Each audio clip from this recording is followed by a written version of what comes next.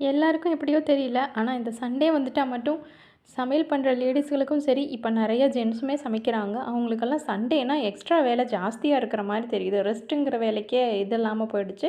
என்னன்னா, எக்ஸ்ட்ரா சமைக்க வேண்டியது. அதாவது இதில வெரைட்டி, அதில வெரைட்டி, முட்டை செய்யணும், அது பண்ணணும், இது பண்ணணும், ஒயிட் ரைஸ் என்னதான் குழம்பு வைக்க வேண்டாம், கிரேவி வைக்க வேண்டான்னு தான் பிரியாணிக்குள்ளேயே நம்ம போறோம். அப்பவும் அந்த பிரியாணிக்கு பார்த்தீங்கன்னா, குழம்பு கேட்குறாங்க, தயிர் கேட்குறாங்க, முட்டை கேட்குறாங்க. அந்த மாதிரி தான். இப்போ இன்றைக்கி நான் பிரியாணி தாங்க பண்ணுறேன். மட்டன் பிரியாணி.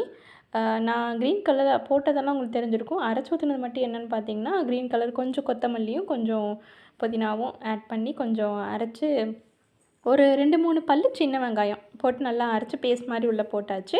நீங்க ஒரு அரை எலுமிச்சம்பழம் கூட புழிஞ்சு விடலாம். நல்லாயிருக்கும். நான் தயிரும் ஊத்தியிருக்கேன். எல்லாம் போட்டுட்டு இந்த பாட்டில தான் நான் சும்மா அப்படியே தம் பிரியாணி மாரி தான் போட்டேன்.